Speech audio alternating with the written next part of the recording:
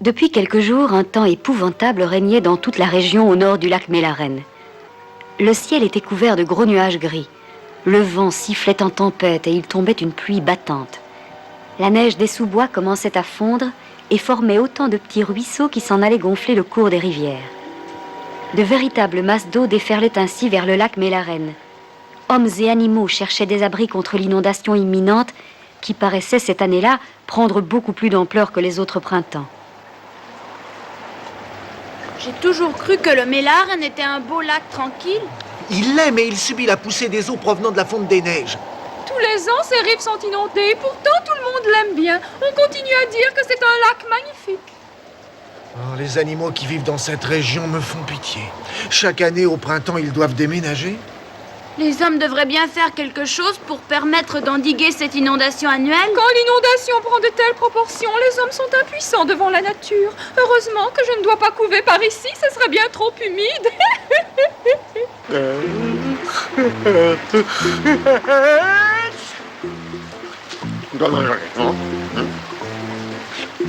Je ne peux plus supporter cette pluie, j'ai le poil tout trempé et je ne trouve rien à me mettre sous la dent. Sauvez-vous, l'eau monte encore. Sauvez-vous. Depuis quand les poissons parlent-ils?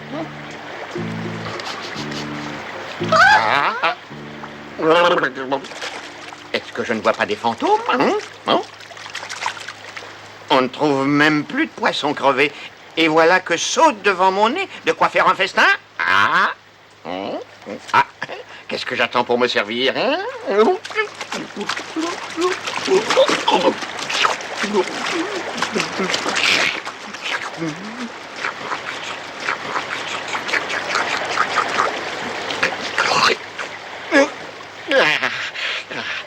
sont ce tronc dans l'eau?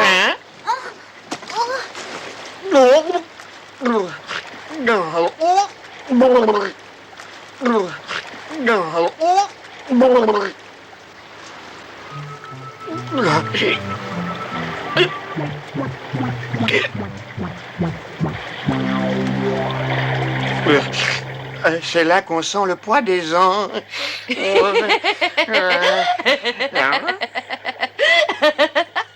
J'aimerais bien savoir ce qu'il y a de si risible.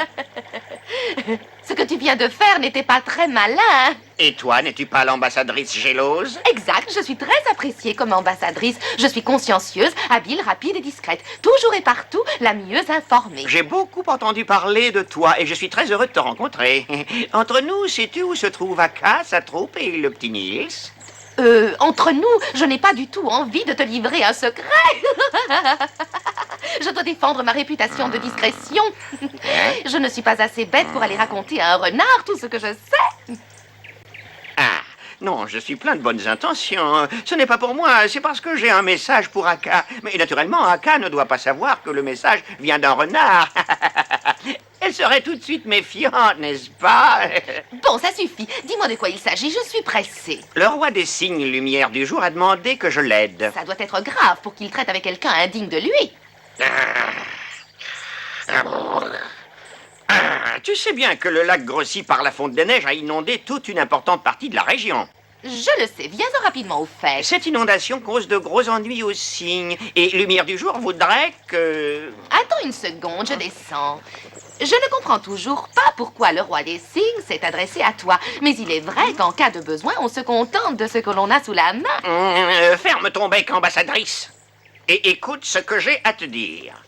Tu connais ce Nils Holgersson qui voyage avec les oies, hein? Oui, j'ai déjà entendu parler de ce petit lutin. On dit qu'il est très astucieux et qu'il est de bons conseils. Or, les cygnes se font du souci pour leur nid et pour leurs œufs qui pourraient être noyés par l'inondation. C'est pourquoi Lumière du jour voudrait que Aka et Nils viennent le rejoindre à la baie de Yelsta.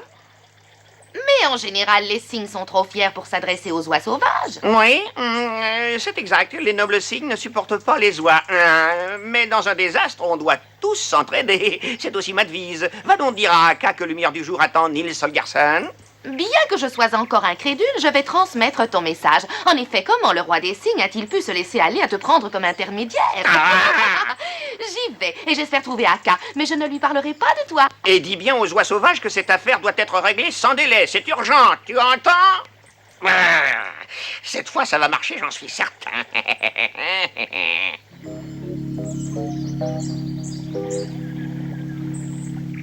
Qu'est-ce qui nous vaut l'honneur de ta visite, Gélose? Une affaire très importante qui, en outre, est très urgente.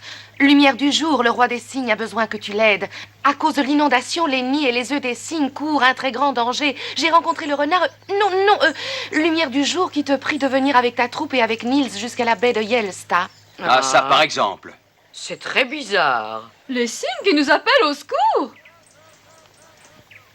Non, non, non, non, non, non. Même en songe, l'idée ne me viendrait pas d'aller secourir ces idiots et ces pédas de cygnes. Ils passent toujours devant nous comme ça. Ils ne t'octroieraient même pas un amical bonjour. Mais quand il s'agit de les sortir du pétrin, ils savent nous trouver. Je ne marche pas non plus. Écoutez tous, je vous prie, ce que veut nous dire Akka. Je comprends parfaitement que vous ne vouliez pas y aller. Il est sûr que certains cygnes supportent très difficilement notre compagnie et que cela n'est pas notre faute. Mais il existe une loi. Quand un oiseau en danger réclame l'aide d'un autre oiseau, celui-ci ne doit pas refuser. Sauf pour les cygnes. Mais si, Caxi, l'inondation a bousculé les nids des cygnes qui se sont renversés et les œufs sont noyés. Si cela nous arrivait, nous serions heureux qu'on nous aide. J'estime qu'il est de notre devoir d'aller à leur secours. Oui, tu as raison.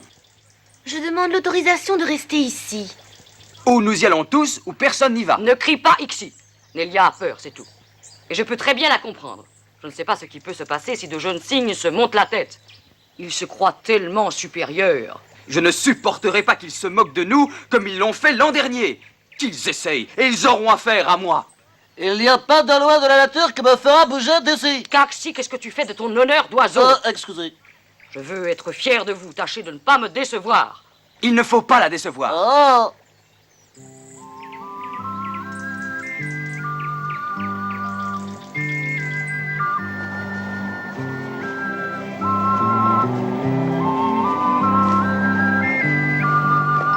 Il y a beaucoup de dégâts par ici.